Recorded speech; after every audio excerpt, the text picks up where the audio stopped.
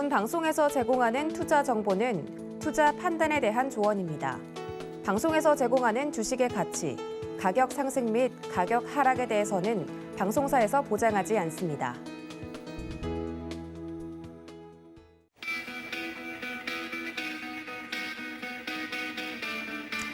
안녕하십니까. 고수익 작전 타임 진행의 도지은입니다. 굉장히 어려운 시장이 계속해서 연출이 되고 있습니다. 개인 투자자분들이 최근 시장을 버티기가 굉장히 어려우실 것 같은데요. 장 전에 오늘도 제대로 작전 짜드릴 테니까 수익 내고 싶으신 분들은 저희와 끝까지 함께해 주시기를 바랍니다. 어제 뉴욕 증시 상황에 대해서 이야기를 할 때는 쉽게 웃지 못하는 모습이었는데 간밤에 뉴욕 증시 상황도 변동성이 좀 크면서 혼조세로 마감이 됐다고 하는데요. 자세한 뉴욕 증시 마감 상황부터 체크해 보도록 하겠습니다. 글로벌 시황센터 연결하죠. 네, 안녕하세요. 캐스터 박재은입니다. 오늘도 미국 소식들 자세히 전해드리도록 할 텐데요. 간밤 미증시는 혼조로 마쳤습니다. 이 장 초반만 해도 기술주의 반등에 힘입어서 좀 상승으로 돌아서나 했는데 아쉽게도 기업들의 실적에 따라서 종목별 차별화 장세가 펼쳐지면서 혼조로 마친 건데요. 구체적인 3대 지수 흐름부터 체크를 해보도록 하겠습니다. 네, 먼저 다우존스는 0.19% 상승했고요. 나스닥은 반면에 0.01% 밀리면서 마무리 지었습니다. S&P 500은 0.21%대로 강보합권으로 마무리 지었습니다. 네, 이어서 주요 기술주 흐름 체크를 해보도록 하겠습니다. 반등을 했다고 말씀을 드렸는데 어떻게 맞췄는지 좀 자세히 살펴볼까요? 먼저 애플은 0.15% 내리면서 소폭 조정을 받는 모습이었는데 이번 분기 실적이 수요 문제에 달렸다는 평가가 이어지고 있다는 점 확인해 보시면 좋을 것 같습니다. 이어서 마이크로소프트는 4.81% 급등 양상을 펼치는 모습이 나타났습니다. 이 호실적으로 인한 것으로 보여지고 주요 IB는 동사가 실적 모멘텀에 더해서 클라우드와 기업 소프트웨어 관련 수요가 강력하다는 점을 전하기도 했습니다. 이에 따라서 이 소식에 힘입어서 오르는 모습이 나타났고요. 알파벳 A는 반면 3.67% 조정받으면서 마무리 지었습니다. 실적 발표 결과 유튜브 부문 매출 저조로 인해서 목표가 하향 리포트가 나오면서 영향을 준 것으로 풀이되고 있습니다. 네, 다음 장 체크를 해볼까요? 먼저 아마존은 0.88% 밀리면서 마무리를 지었고요. 이어서 테슬라는 0.58% 소폭의 오름세로 마무리를 지었습니다. 엔비디아는 1.99% 밀리면서 반도체의 투심이 여전히 얼어붙은 점을 확인할 수 있었습니다. 네, 이어서 살펴보도록 할까요? 먼저 변동성 지수 체크를 해보면 빅스 지수 5.73%로 급락하는 모습이 나타났습니다. 반면 WTI는 0.3% 소폭 오름세로 마쳤는데요. 원유 재고 증가에도 소폭 상승한 것으로 풀이되고 있습니다. 이어서 골드는 0.8% 밀리면서 마무리를 지었습니다. 최근 달러화 강세가 계속되면서 2달 만에 최저치 기록을 하면서 마무리 지었습니다. 이어서 특징주 흐름 살펴볼까요? 먼저 첫 번째 특징주는 인페이즈 에너지입니다. 무려 7% 넘게 급등을 하면서 S&P 500 종목 중에 가장 많이 오른 종목인데요. 러시아 우크라이나 전쟁 이후에 유럽에서 수요가 증가하면서 컨센서스를 상회하는 실적을 발표를 했습니다. 이에 영향을 받으면서 급등이 나왔고요. 비자도 6% 넘게 오르면서 마무리 지었습니다. 여행 수요 회복이 긍정적으로 기여를 하면서 컨센서스를 상회하는 실적을 발표한 건데요. 이에 따라서 다우 종목 중에 가장 많이 올랐습니다. 다음으로 텍사스 인스트루먼트 보겠습니다. 0.56% 오르면서 마쳤는데요. 중국의 봉쇄 영향으로 인해서 매출 그리고 EPS 가이던스를 하향 조정을 했습니다. 이에 따라서 영향을 받나 했지만 그래도 영향은 제한적이라는 점 확인할 수 있었습니다. 네, 이어서 살펴보도록 할까요? 주니퍼 네트워크스 보도록 하겠습니다. 공급 체인 차질로 인해서 인도 대기 시간이 연장되는 등의 악재가 나타났고요. 이에 따라서 EPS가 컨센서스를 하회하는 모습이 나타났습니다. 이에 따라서 5%대 급락하면서 마무리를 지었습니다. 할리 데이비슨도 살펴보면 EPS는 컨센서스에 부합하기는 했지만 매출이 컨센서스를 하회하면서 하락한 것으로 풀이되고 있습니다. 마지막으로 로빈훗 마켓을 살펴보면 5% 가까운 급락이 나왔는데요. 인력 9% 감축을 발표하면서 주가가 하락한 것으로 풀이되고 있습니다. 네, 이렇게 특징주 흐름까지 만나봤고요. 간밤에 나왔던 소식들 하나하나 살펴보도록 하겠습니다. 최근 불안한 시장 속에서 안전자산 선호 심리가 높아지고 있는데요. 이에 따라서 달러와 강세 기조가 계속되고 있다는 소식이 나왔습니다. Dollar hits 5-year high growth concerns than euro. 네, 달러가 5년 만에 고치를 기록을 했다는 소식이 나타났고요. 반면에 유로화는 계속해서 우려가 커지면서 안 좋은 모습이 나타나고 있다고 합니다. 자세히 좀 들여다볼까요? 먼저 달러는 미국 연준의 매파적 행보로 인해서 최근에 상승세를 보이고 있는 것으로 풀이되고 있고요. 연준이 6월과 7월뿐만 아니라 5월 회의에서도 50bp 금리 인상을 단행할 것으로 보여지면서 이러한 영향을 준 것으로 풀이되고 있습니다. 러시아, 우크라이나 침공 여파와 함께 유럽이 고전하고 있고 또 중국의 코로나19 봉쇄령으로 인해서 시장 분위기가 어둡죠. 이에 따라서 안전자산 선호 심리는 최근 들어 계속해서 높아지고 있습니다. 이에 따라서 달러는 오히려 글로벌 성장 둔화 우려에 수혜를 받고 있다는 평가가 이어지고 있는데요. 한편 한 애널리스트는 보고서에서 이런 내용을 전하기도 했습니다. 좀 구체적인 내용을 한번 들여다보도록 하죠. The threat of a Eurozone recession and a possible suspension of Russian shipments of natural gas has pulled the euro to a 5-year low, with the test of the key psychological level of 1.05 a real possibility라고 강조가 됐는데요. 최근에 유로존의 경기 침체 위협이 심각해지고 있습니다. 이 배경에는 러시아가 천연가스 수출 중단의 가능성을 제기를 하면서 이렇게 된 것으로 풀이가 되고 있고 이에 따라서 유로화는 5년 만에 최저치를 기록을 하기도 했고요. 심리적 지지선인 1.05를 테스트할 수 있다라고 밝히기도 했습니다. 또 이어서 다른 의견도 살펴보도록 하면요. Exaggerating the downside risk for euro dollar have been the COVID lockdown fears for China 라고 강조가 되면서 제인 폴리 라보뱅크 런던 전략팀장은 이런 소식을 밝혔습니다. 유로 달러의 하방 리스크를 과장하는 것은 중국에 대한 코로나19 공포다라고 강조가 된 겁니다. 달러화 강세가 이어지면 위험 자산 회피 심리가 강해지기 때문에 이에 따라서 투자 심리가 급격하게 얼어붙을 수 있죠. 이 점 참고하셔서 투자하는 데 유의하시길 바라겠습니다. 네, 다음은 장 마감 후에 페이스북의 모기업이죠. 메타의 실적 발표가 있었는데 결과 확인해 보도록 하죠. Facebook shares spike on better than expected quarterly earnings. 네, 이렇게 페이스북 모기업인 메타의 실적이 예상보다 잘 나왔다는 평가가 이어지고 있습니다. CNBC에 따르면 이날 메타에는 분기순이익이 279억 1천만 달러를 기록을 하면서 사실 시장 예상치를 밑도는 수준을 발표를 했는데요. 그러나 EPS는 2.72달러로 시장 예상치를 껑충 웃돌았다고 밝혀졌습니다.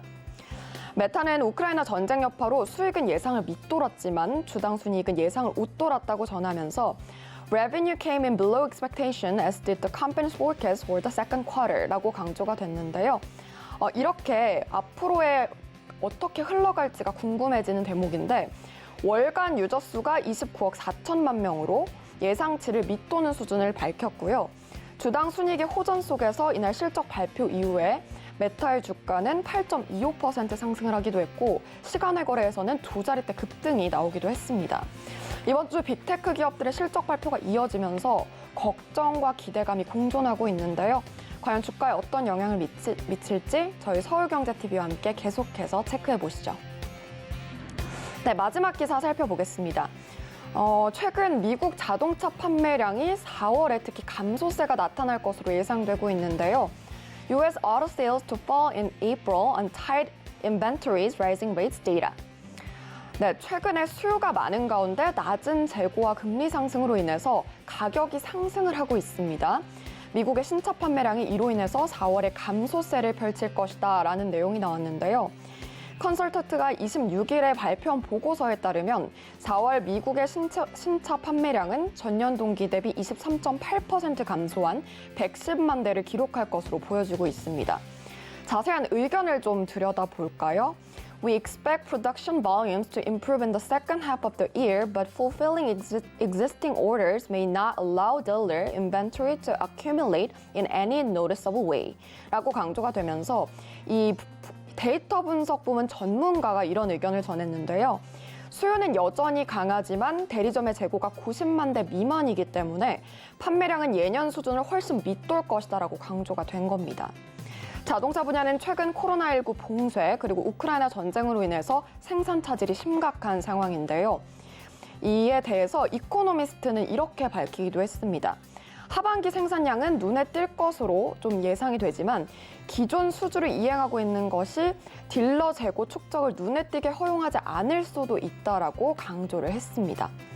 이렇게 최근 우리나라 자동차 시장 투심과는 다르게 실제 자동차 시장이 좀 어려운 만큼 이 점 체크해 보시면 좋을 것 같습니다. 지금까지 외신까지 만나봤습니다. 네, 이렇게 간밤에 나왔던 글로벌 외신 뉴스들까지 체크를 해봤습니다. 뉴욕 증시를 이끌다시피 하고 있는 빅테크주들의 실적에 따라서 들쭉날쭉한 모습을 좀 보여주고 있는데요. 관련돼서 이슈에 대해서 좀 더 제대로 분석을 해보고 전략까지 짜보도록 하겠습니다. 첫 번째 도움 말씀 주실 브레인코리아 인베스트 신승용 대표님 모셔보도록 하겠습니다. 대표님 안녕하십니까? 네, 안녕하십니까. 네, 반갑습니다. 첫 번째 이슈부터 좀 바로 짚어보도록 할 텐데요. 빅테크 실적들이 계속해서 발표가 되고 있는데 거기에 따라서 좀 종목별로 희비가 엇갈리는 모습입니다. 중요한 건 뉴욕 증시에서도 투자 심리가 좀 얼어붙고 있는 것이 아닌가 하는 걱정들이 나오고 있는데요. 어떤 상황일까요? 예, 지금 일단 지난밤 미국 증시 상황, 움직임, 등락, 이런 그 트렌드를 조금 좀 살펴보게 되면 장 초반 상승하는 그런 모습이었죠. 일단 그 전일 뉴욕 증시의 2%가 넘는 급락을 그래서 일단은 좀 만회하는 그런 분위기가 아니었나라는 그런 생각들이 많았었는데요. 이런 부분들이 실질적으로 실적 발표가 나타나게 되면서 다소간의 혼조 양상을 보이게 되고 대다수 장 마감 지수를 좀 생각을 해보면 대다수 장중 상승했던 상승폭을 대다수 반납을 하면서 마감하는 다소간의 좀 혼조 양상. 그 혼조 양상의 대표적인 핵심 이슈는 뭐니 해도 실적에 따른 종목 차별화였다라는 부분, 다소간 좀 혼란스러운 양상이 전개되고 있다라고 보셔야 될 것 같습니다. 어제 발표된 대표적인 기업들의 어떤 그 실적, 메타가 그 대표적인 부분이었고, 퀄컴 역시 마찬가지였고, 보잉도 실적 발표에 의해서 그 하락이 조금 좀 진행이 되어지는 그런 모습이었다라는 점, 우리가 눈여겨볼 만한 어떤 그 상황이 아니었나 이렇게 생각이 됩니다. 메타는 실적 발표 시간 외에 했죠. 시간 외에 하면서 지금 현재 방금 전에 좀 찾아봤더니 한 17%가 넘는 $205 내외에서 시간에 거래가 되고 있다라는 부분 확인을 했었고요. 퀄컴 역시 전망치를 상회하는 그런 실적 발표를 장중에 발표를 했습니다. 그러다 보니까 장 마감도 역시 주가 상승으로 마감을 했고요. 시간 외에서도 지금 현재 6%가량 상승, 급등하는 그런 모습 진행이 되고 있다라는 점 우리가 눈여겨봐야 될 것 같습니다. 문제는 시장의 눈높이가 상당 부분 낮아졌다라는 이야기가 될 것 같습니다. 일단 최근 실적 발표를 진행을 했었던 가장 우리 시청자 여러분들 그 집중적으로 봤었던 어떤 그 주가, 넷플릭스의 주가 30%가 넘는 급락 부분. 물론 지금 현재 다소간 좀 안정화 양상을 보여주고는 있지만 그럼에도 불구하고 실적에 따른 근데 그 실적 변화가 왜 나타났을까를 생각을 해보게 되면 물론 페드의 긴축 가속화도 충분히 있을 수 있겠지만 시장 이제 더 이상 팬데믹 수혜주를 우리가 쳐다봐서는 조금 좀 힘든 양상이 진행되지 않겠느냐라는 부분을 분명히 우리에게 힌트 내지는 시그널로서 제시하고 있다라는 그런 생각인데요. 이런 부분들이 결국에는 메타랄지 퀄컴이랄지 내일 저녁 발표될 아마존의 주가 그리고 애플의 주가, 인텔의 주가 실적 발표들 이런 부분으로 우리가 계속 주목을 해야만 하는 그런 상황 전개가 되고 있다라는 부분 생각을 해두셔야 될 것 같습니다. 지금 현재 빅테크들에 대한 목표 주가는 상향 조정보다는 하향 조정이 훨씬 많습니다. 여기에는 당연히 페드의 긴축 가속화가 가장 중요한 핵심 배경으로 작용하고 있는 것 같고요. 또 하나 중요한 부분은 뭐니 해도 팬데믹 수혜주가 이제는 더 이상 팬데믹 수혜주가 아니라 엔데믹으로 넘어가는 과정 속에서 과연 그들이 지난 3년 동안 실적 급등하고 있는 실적 개선세를 계속해서 유지할 수 있겠느냐 없겠느냐 결국에는 실적이 둔화될 실적의 하락이 아니라 성장성이 둔화되어지는 성장성이 줄어들게 되는 그런 국면을 맞이하게 될 것이다라는 쪽으로 시장의 눈높이가 상당 부분 낮아지고 있다라는 부분에 우리가 주목을 해야 될 것 같습니다. 메타에 대한 목표 주가 하향 조정도 마찬가지고요. 지금 현재 일단 앞서서 말씀을 드렸다시피 팬데믹의 기저 효과를 더 이상 누릴 수는 없다. 오히려 기저 효과가 역으로 부메랑으로 엔데믹 상황에서 찾아오고 있다라는 부분, 이 가능성이 높아지고 있다라는 점, 이 부분이 지금 현재 그 종목별 주가를 누르고 있는 실적 부담에 따른 주가 둔화의 어떤 그 매우 중요한 핵심 배경이다라는 부분 꼭 생각을 해두셔야 될 것 같습니다. 결국은 우리나라 시장도 마찬가지가 되겠습니다. 금융시장의 변화와 실물시장의 변화, 엄청난 격변기를 겪고 있지 않나라는 그런 생각입니다. 그 속에서 시장은 혼돈 양상이 벌어지고 있고 소위 말하는 수렴으로 가기에는 아직 시간이 좀 필요한, 그렇기 때문에 변동성이 시장 내에 상당 부분 많이 나타날 수밖에 없는 그런 상황. 그 대표적인 예들이 팬데믹에 대한 수혜 둔화, 그리고 엔데믹으로 넘어가는 과도기, 그리고 우리 금융시장에서는 이제 더 이상 유동성 장세에 대한 기대보다는 금융장세를 마무리를 하고 실적 장세로 넘어가는 그런 과도기를 맞이하고 있다라는 점. 여기에 인플레 역시 시장 내 계속되는 부담으로 작용을 하고 있고, 중국의 봉쇄 역시 잠재적이긴 하지만 계속되는 시장에 대해서 하방 압력을 누르는 주요 핵심 배경으로 작용하고 있다라는 부분.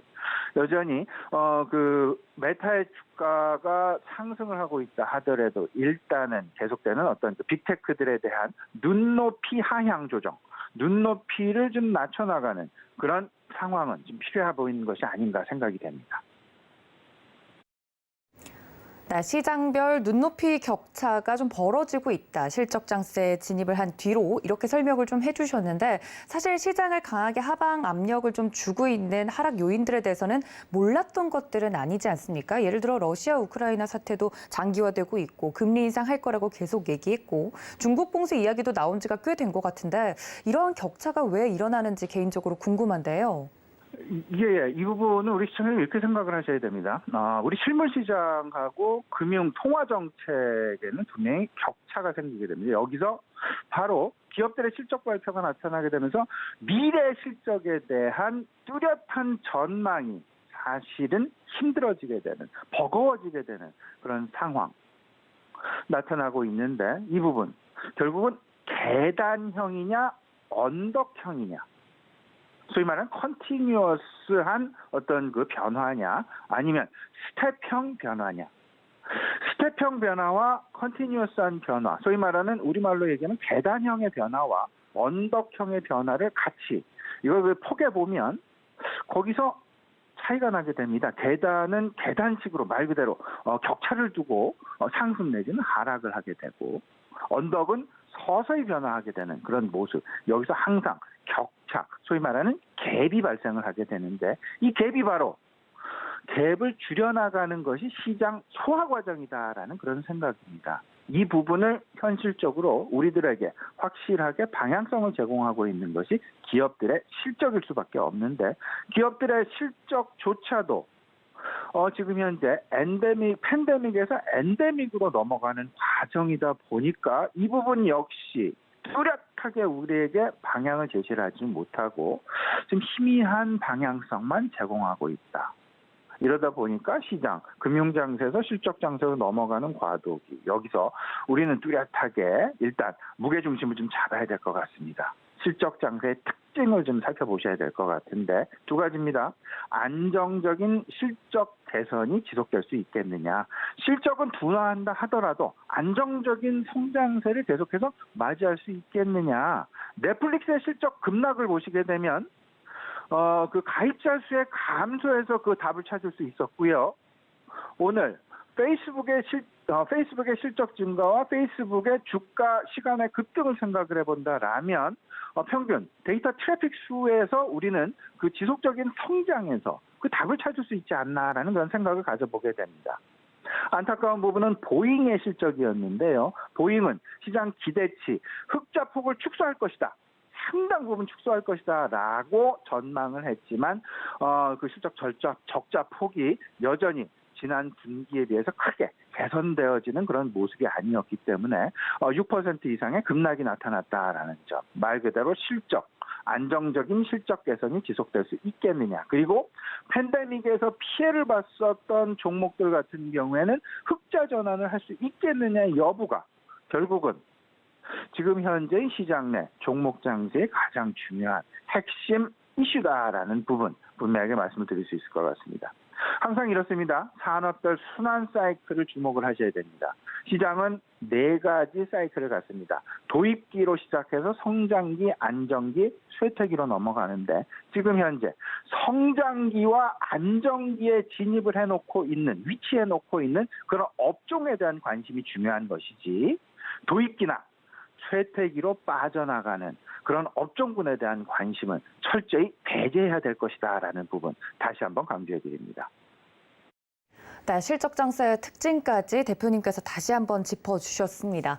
빅테크 관련주들에 대해서 이야기들이 계속 나오고 있어서 구원투수가 될 만한 종목을 또 찾기에 나서고 있는데요. 애플 이야기가 나오고 있습니다만 시장의 분위기에서는 애플의 실적에 대해서는 굉장히 좀 부정적인 이야기들이 나오고 있다고 얘기가 나오네요. 애플 자체에서는 우리가 휴대폰을 못 판 게 아니라 안 판 게 아니라 관련돼서 그 반도체 문제 때문에 더 팔 수 있었는데 못 팔았다. 뭐 이런 이야기들이 나오고 있는데 전망은 어떤가요? 예, 이렇다 저렇다 이제 갑록을박이 많이 있긴 하지만 이 모든 부분은 어찌 보면 결과로서 모든 것이 결론이 나지 않나라는 그런 생각입니다. 애플의 실적 발표 우리 시간으로 내일 새벽이죠. 지금 이제 애플은 시총 1위주 말 그대로 빅테크 주식들의 대장주입니다. 그렇기 때문에 시장은 애플 컴퓨터의 그 실적에 주목을 할 수밖에 없는 그런 상황인데요. 예를 들어서 앞서서 말씀하셨다시피 JP 모건 같은 경우에도 애플의 1분기 실적 전망치 하향 조정을 계속해서 하고 있습니다. 그 하향 조정이라는 부분은 실적의 성장, 하향 폭이 그렇게 크진 않습니다. 하지만 실적 성장의 둔화를 너도 나도 할 것 없이 다들 예고하고 있다라는 부분에 우리는 주목을 해야 될 것 같은데 애플 역시 비슷한 상황이 아닌가라는 그런 생각 조심스럽게 좀 가져보는데요. 왜냐하면요. 애플이 이번에 이야기하고 있는 시장에서 회자되고 있는 이야기들이 분명히 있습니다. 애플이 주주 친화 정책을 강화하겠다라는 그런 이야기들이 나오고 있습니다. 왜 주주 친화 정책을 강화할까? 이 부분을 곰곰이 좀 생각을 해보셔야 되는데 그 주식을 부양하고 주식의 하락을 방어하기 위해서는 항상 또는 주식의 상승을 유지하기 위해서는 2가지가 필요합니다. 하나는 영업적인 측면이고요. 또 하나는 재무적인 측면이 되겠습니다. 영업적인 측면에서 영업실적이 계속 좋게 나온다라면 주가는 계속 상승하는 방향으로 나아가겠죠. 하지만 성장이 둔화되고 영업실적의 다소간의 좀 둔화 내지는 정체가 예상이 된다라면 기업들은 주주들을 계속 묶어놔야만 하는 주주들의 이탈을 막아야만 하는 그런 상황에 봉착을 하게 됩니다. 주주들의 이탈이라 하면 주주들의 매도세다라는 부분으로 이해하시면 될 것 같고요. 그 매도가 강화된다라는 이야기는 주가의 하락으로 곧바로 이어진다라고 보시면 될 것 같습니다. 그렇기 때문에 애플 스스로가 실적 성장에 대한 부담을 느낀 것은 아닌가. 그랬기 때문에 그에 대한 차선책으로 주주 친화 정책을 내세우고 있지 않나라는 그런 의심 분명히 가져보셔야 됩니다. 영업적인 성장이 정체되다 보니까 기업 스스로도 이 부분에 대한 인정을 하다 보니까 그 차선책으로 재무적인 성장을 함으로써 주주들을 계속 묶어놓으려는 그런 의중. 자사주 매입 프로그램을 왜 확대하고 있을까? 아니면 분기 배당금을 왜 확대할까? 이 부분 생각을 해보시면 지금 애플 컴퓨터의 실적 정체 내지는 실적 둔화 이 부분은 굳이 말씀을 드리지 않아도 거꾸로 애플 스스로가 실적 둔화를 인정하고 있는 것은 아닌가라는 부분으로 우리가 답을 얻을 수 있지 않나라는 생각입니다. 네, 이렇게 실적 시즌을 맞이해서 실적 발표를 하고 있는 빅테크 테크 주들에 대해서 이야기를 좀 본격적으로 나눠봤습니다.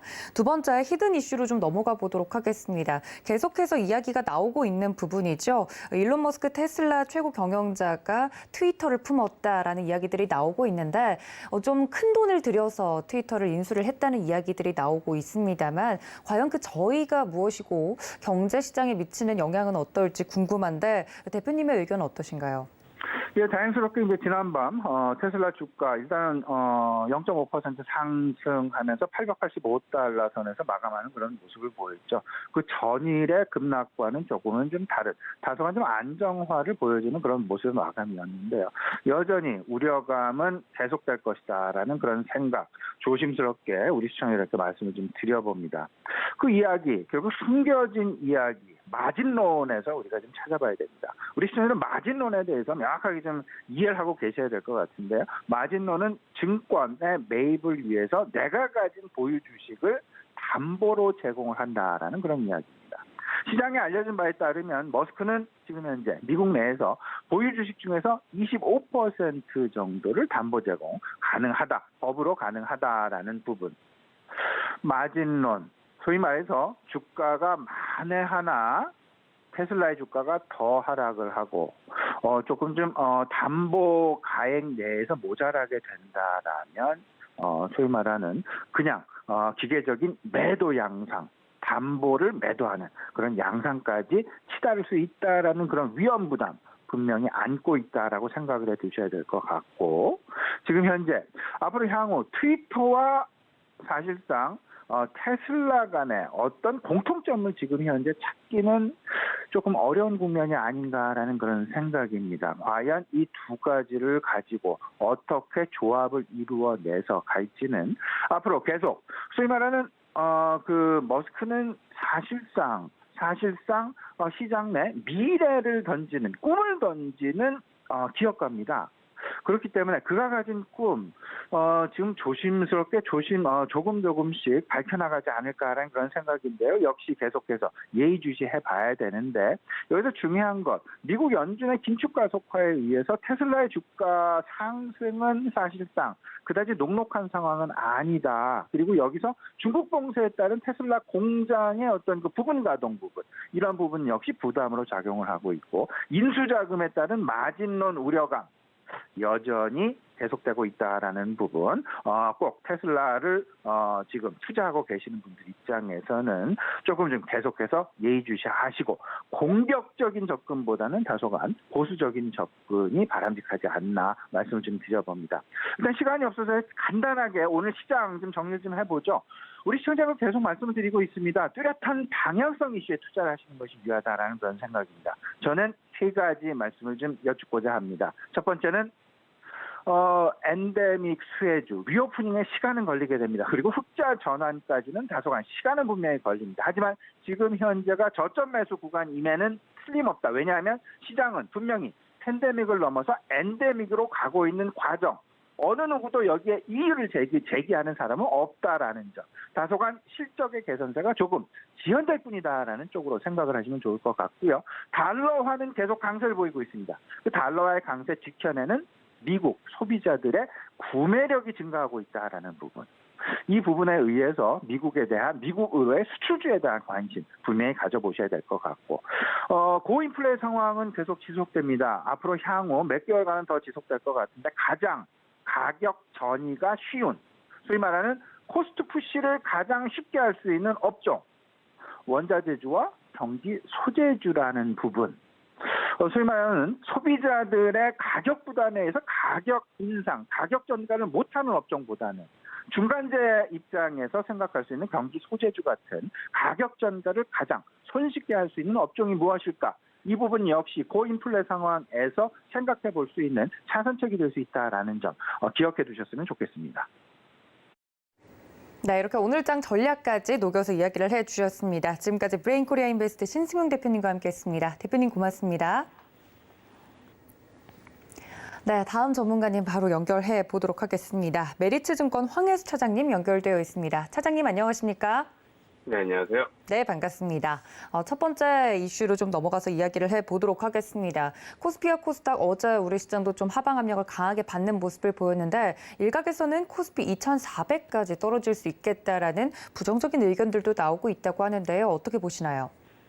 우선 그 대외적인 어떤 이슈들이 여전히 시장을 누르고 있는 분위기이기 때문에 거기다가 작년 말부터 계속해서 국내 주식시장의 거래량이 줄어든 만큼 시장의 체력이 약해진 상황에서의 어떤 대외적인 악재가 계속해서 나타나면서 시장이 하락하는 그 모습이 보여지고 있는데요.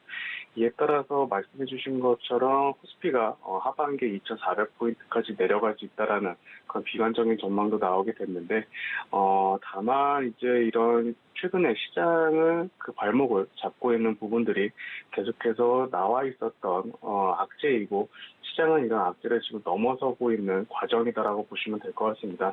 따라서 2,400까지 하락한다, 이거는 조금 과한 우려가 들어간 부분이라고 말씀드릴 수가 있겠고요. 그렇게 가능성이 크지는 않다, 이렇게 보시면 될 것 같습니다. 따라서 현재 시장은 어떤 금리 인상이라든지 우크라이나발 비정학적 우려감 그리고 인플레이션 등 여러 가지 악재를 동시에 지금 겪어내고 있는 지나가고 있는 과정이다라고 보시면 될 것 같습니다. 네, 시장에 나오고 있는 비관적인 의견들에 대해서도 이야기를 좀 나눠보고 있는데요.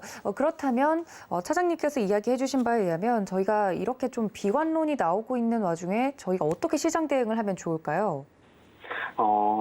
최근에 이제 코로나 사태를 맞이하면서 시장의 유동성이 굉장히 많이 풀려졌었는데요. 이에 따라서 업종 전반적으로 동반해서 상승하는 그런 시장이었다면은 이제는 유동성이 제한된 상황에서의 투자를 하셔야 되는 부분이다라고 말씀드릴 수가 있겠습니다. 이에 따라서 어떤 업종 전반적인 부분에 대한 투자보다는 개별 종목, 특히 가장 기초적인 근거에 근거해서 결정하시는 투자가 오히려 합리적일 수 있다라고 말씀드릴 수 있겠는데요. 가장 기본이 될 수 있는 실적, 펀더멘털인 부분이 가장 튼튼한 종목들로 포트폴리오를 압축하시는 것이 좋겠다라고 말씀드릴 수가 있겠고, 성장주, 성장 섹터 같은 경우에서는 낙폭과대 종목은 짧게 대응을 하시되 모멘텀이 확실한 방향성을 가지고 있는 업체들은 낙폭과 주가 하락이 있었을 때 조금씩 분할 매수하시는 전략으로 시장을 대응하시는 것이 합리적일 수 있다, 이렇게 말씀드리겠습니다. 네, 그렇다면 한마디로 종목을 잘 골라야 될 것 같은데요. 두 번째는 이제 종목 이야기로 좀 들어가 보도록 하겠습니다. 이슈가 있는 종목을 좀 이야기를 해볼까 하는데요. 오스템 임플란트 이야기 해보도록 하겠습니다. 오늘 거래 재개를 앞두고 있는 만큼 좀 투자자분들은 한숨을 좀 돌렸다, 이런 이야기들이 나오고 있는데 실적이 굉장히 탄탄한 기업이지 않았습니까? 관련돼서 이 종목에 대한 전망이 궁금한데요. 오스템 임플란트가 이제 거래 정지된 이후에 115일 만에 이제 거래가 재개가 됐는데요. 말씀해주신 대로 1분기 실적 발표도 있었습니다. 굉장히 좋은 호실적을 발표를 했고, 회사 자체 내에서도 약 300억 원 가량의 자기 주식 취득 계약을 공시를 하면서 주가를 방어하겠다는 강한 의지를 보여주기도 했는데요. 오늘 같은 경우 거래재개 시초가가 동시호가 기준의 50에서 200% 범위에서 매수량 기준으로 가장 높은 가격으로 결정이 될 것으로 예정이 되고 있습니다.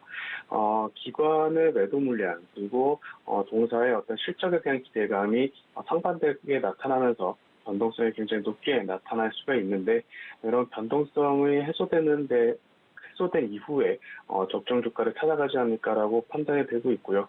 오스템 임플란트 물론 1분기 실적이 굉장히 좋게 나왔지만 해외 매출 비중을 본다면은 중국 쪽 매출 비중이 상당히 높은 상황입니다. 최근 중국은 코로나 봉쇄가 노정절 이후까지 장기화될 것으로 전망이 되고 있기 때문에 이에 따른 일시적인 조금 영향도 받을 수 있다라는 것을 감안하시면서 주가를 보고 대응을 하셔야 될 것 같습니다. 네, 오늘 거래가 재개되는 오스템 임플란트에 대해서도 이야기를 좀 들어봤습니다. 장 초반의 움직임을 확인을 해봐야 될 것 같고요. 두 번째 종목을 이야기를 좀 해보도록 할 텐데요. LG 디스플레이 이야기해보도록 하겠습니다. 오스템 임플란트 같은 경우는 거래도 재개가 되고 실적도 잘 나왔던 기업이었던 반면 LG 디스플레이 같은 경우는 좀 1분기 아쉬운 성적표를 받았다면서요. 그렇습니다. 1분기 매출액이 6.5조 원, 영업이익은 383억 원으로 컨센서스 대비 큰 폭의 하회하는 실적을 보여줬는데요. 이는 우선 그 매출이 예상보다 낮았던 부분은 코로나와 매크로 상황이 계속해서 악화되면서 이에 따른 수요가 영향을 받게 됐고 이에 따른 매출이 줄어든 것으로 판단이 되고 있는 상황입니다. 또한 영업이익 같은 경우 감가상각비 같은 고정비가 일정하게 나왔던 반면에 매출 감소에 따른 고정비 부담이 커지면서 영업이익도 좋지 않게 나타나는 그런 1분기 실적이었는데요. OLED 대형 패널 또한 적자 전환하면서 전체 TV 수요 자체가 역성장하는 그런 모습이 보여졌다고 보시면 될 것 같습니다. OLED TV 세트 판매는 40% 증가로 선전하는 모습을 보였지만 어떤 세트 업체들이 타이트한 재고 관리를 하면서 패널 구매를 꺼려왔기 때문에 LG 디스플레이의 실적이 이렇게 좀 좋지 않게 나타났다 이렇게 보시면 될 것 같습니다. 네, 그럼 들어보면 LG 디스플레이 자체의 문제가 아니라 산업적인 부분이 영향을 좀 미치고 있는 것 같은데 OLED 관련주들 전반적으로 전망이 어떤지도 궁금한데요. OLED 관련주에서 특히 장비주 같은 경우는 오히려 최근에 어떤 산업 구조에서 수혜를 볼 수 있는 상황이다라고 말씀드릴 수가 있겠는데요. 최근 들어서 어떤 그 격차를 계속해서 늘려나가기 위해서 그 OLED 플레이어들의 캐파 증설을 굉장히 강하게 하고 있는 상황이다라고 보시면 될 것 같습니다. 따라서 그 LG 디스플레이 같은 업체들의 수익성은 계속해서 악화되고 있는 것이 하반기까지 이어질 가능성은 높은 상황이지만 이런 캐파 증설에 따른 그 관련된 장비 업체들은 오히려 이에 따른 실적 성장이 나타날 수 있는 분위기다라고 보시면 될 것 같습니다. 네, 그래도 OLED 관련된 종목들에 대한 전망까지 특히나 장비주 같은 경우는 오히려 긍정적인 영향 요소들이 더 많다 말씀을 드렸습니다. 그렇다면 차장님 오늘장 전략 저희가 어떻게 짜가면 좋을까요? 오늘 시장 전일과 같이 그렇게 큰 변동성이 나타날 가능성은 적다라고 말씀드릴 수가 있겠는데요. 하지만 이제 전일 시장이 하락하는 가운데서도 상승했었던 종목들을 살펴보시면 어느 정도 조금 시장의 분위기를 이끌 수 있지 않을까라고 말씀드릴 수가 있겠습니다. 전일 같은 경우 완성차 자동차 업종들은 일부 종목은 상승 전환하는 모습까지 보여줬고 제약 바이오 섹터들은 그 바닥권에서 반등 추세를 보여주는 그런 모습을 보여줬는데 이에 따라서 이제 시장은 어닝 시즌이 계속해서 이제 본격화되고 거의 마무리 단계까지 접어들면서 실적에 민감한 그런 시장이 연출이 될 수 있다는 점을 감안하시면 될 것 같고요. 이에 따라서 1분기 실적 그리고 향후 2분기 실적이 좋아지는 종목으로 포트폴리오를 압축하시면서 시장 대응하신 전략이 유효하겠다 말씀드릴 수가 있겠고요. 계속해서 그 IT 쪽에서는 대형주보다는 영업이익이 높게 상승하고 있는 소부장 쪽 중소형 종목들로 관심 가지시는 필요가 있다라고 말씀드릴 수가 있겠고 대형주에서는 완성차 부분 그리고 코스닥 시장에서는 그동안 낙폭이 심했고 굉장히 소외가 길었던 제약 바이오 섹터에도 관심을 가지시는 게 유효하겠다 이렇게 말씀드리겠습니다. 네, 오늘장 전략까지 여쭈어봤습니다. 지금까지 메리츠증권의 황혜수 차장님과 함께했습니다. 차장님 고맙습니다. 감사합니다.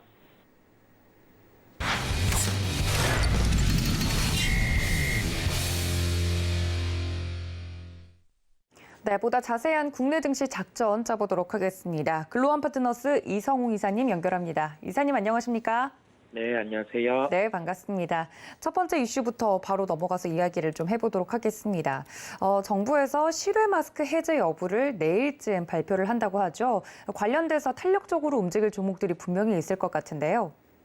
네, 리오프닝과 관련해서 종목들 같은 경우 화장품이라든지 아니면 그 항공, 여행 관련해서 종목들이 한 번씩 그 주가가 시세가 난 상황이고요. 여기에서 제가 생각해 볼 거는 지금 실외 마스크 해제 같은 경우는 기존에 한번 기대감이 있었는데 그때 연기를 하는 바람에 화장품 관련된 종목들이 한번 조정이 나왔었는데 현재 국면에서 뚜렷하게 내일 이제 실외 마스크 해제를 결정할지 여부는 확정이 되지 않았지만은 다시금 한 번 더 기대감에 부여 가능성이 있거든요. 그렇다 보니까 저희가 화장품주 중에서도 색조 화장품주를 한번 체크를 하고 갈 필요가 있겠습니다.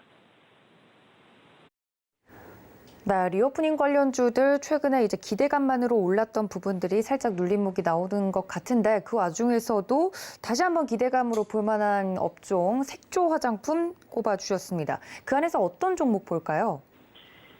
네, CNC 인터내셔널을 말씀드리겠는데요. CNC 인터내셔널 같은 경우는 아이라이너라든지 아이브로우와 같은 눈 화장용 펜슬을 주력으로 기존에 생산을 하다가 품목 같은 경우를 다변화하면서 립 틴트라든지 립스틱, 이와 같은 입술과 관련된 화장품을 추가로 만들고 있는 업체입니다.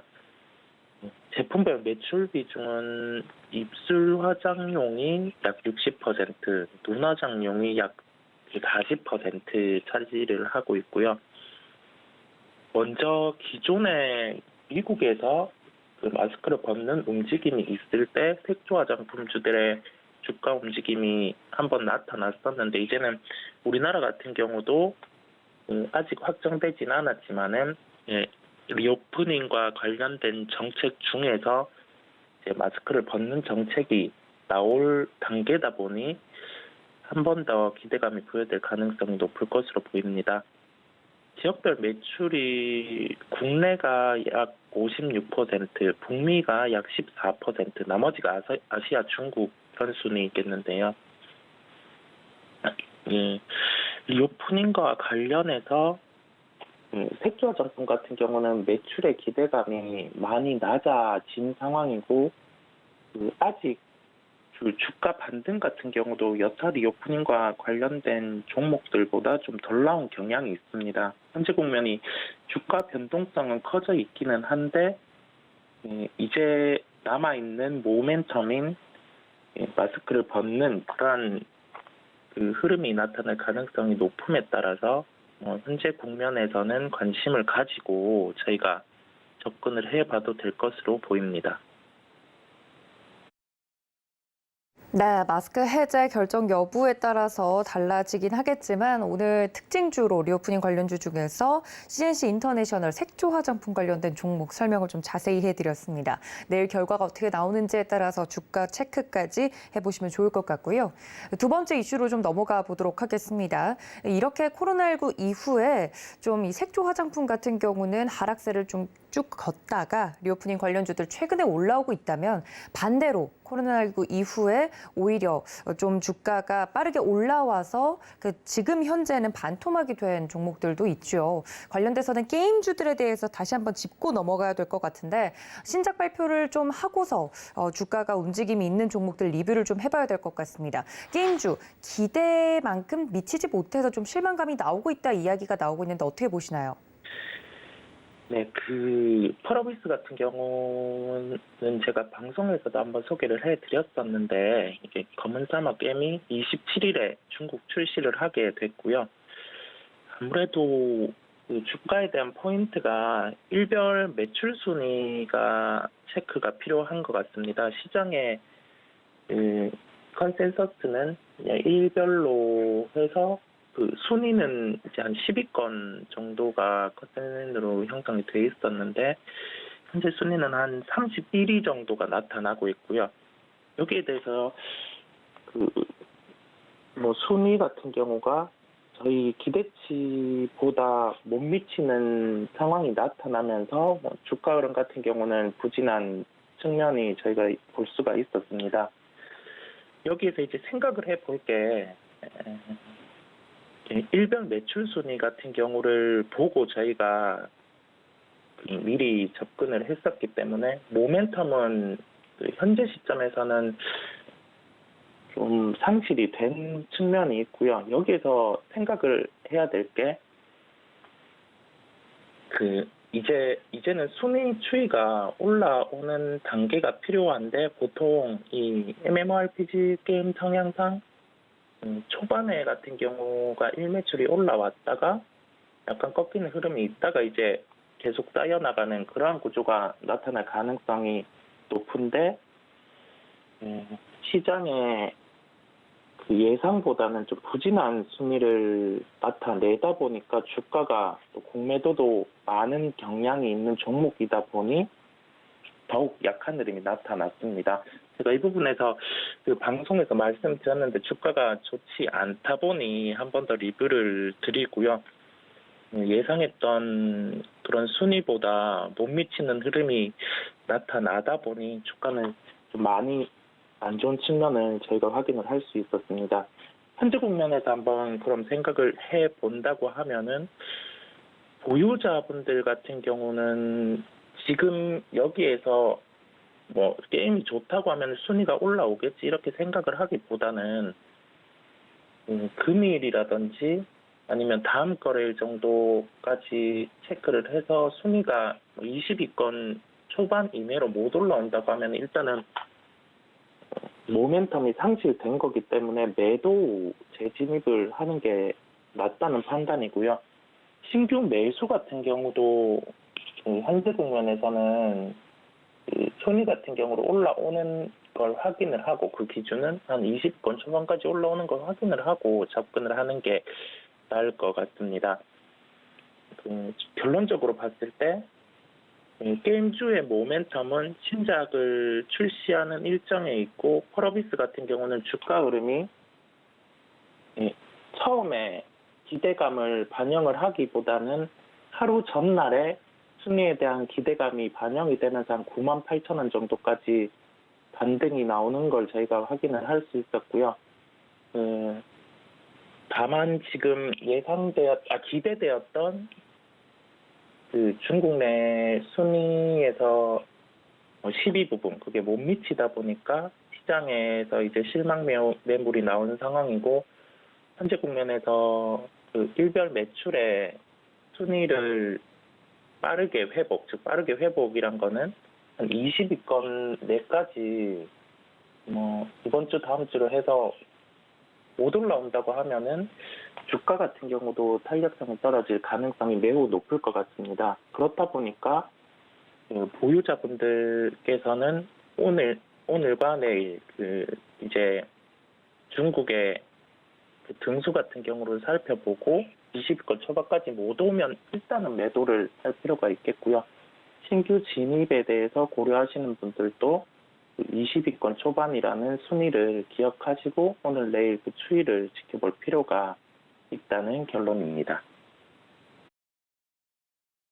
네, 방송 중에 언급을 좀 해드렸던 종목에 대해서 자세하게 리뷰를 좀 해드렸는데요. 그때 말씀을 드릴 때도 이 순위권 진입하는 걸 좀 보고 접근하는 것이 좋겠다고 이야기를 계속해서 해드렸기 때문에 투자자분들은 이 점까지 좀 체크를 해보시고 순위가 어디까지 또 진입이 가능한지 추이를 체크해 보시는 것이 좋을 것 같습니다.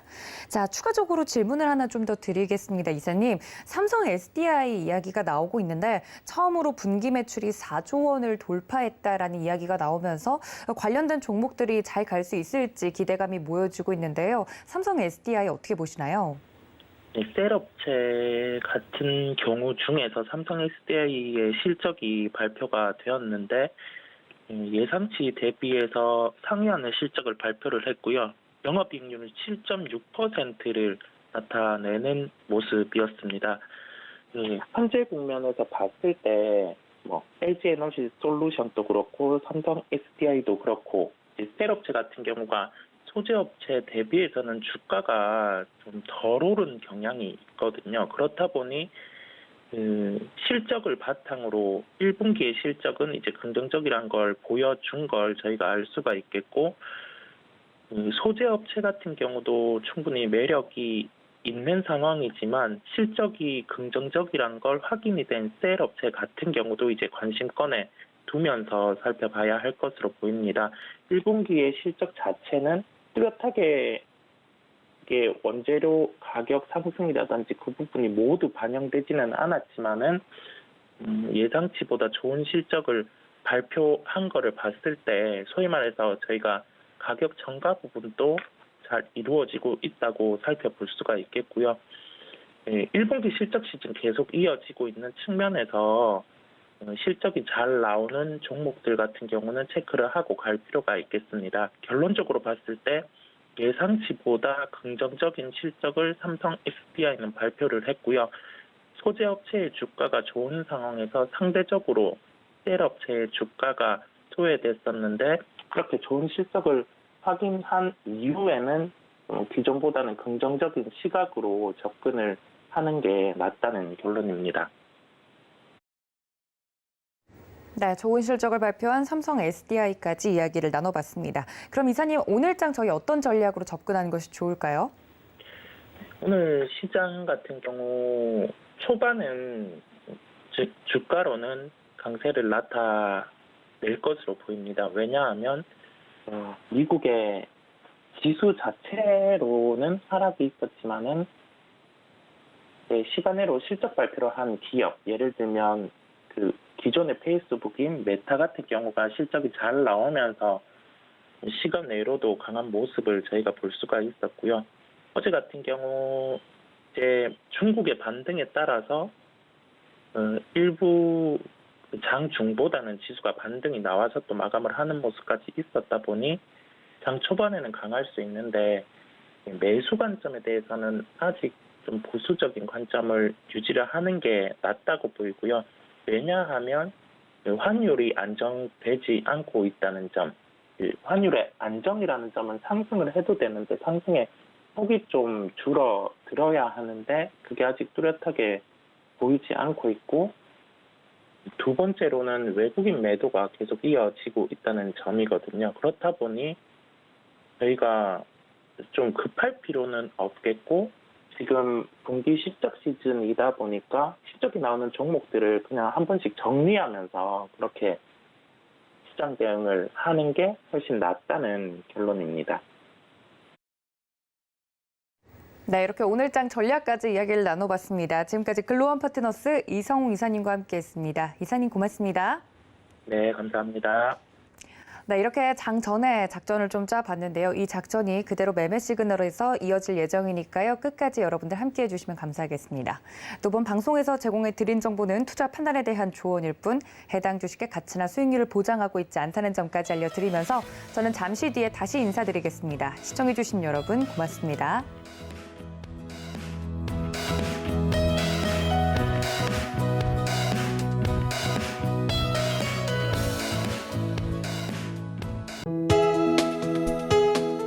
본 방송에서 제공하는 투자 정보는 투자 판단에 대한 조언입니다. 방송에서 제공하는 주식의 가치, 가격 상승 및 가격 하락에 대해서는 방송사에서 보장하지 않습니다.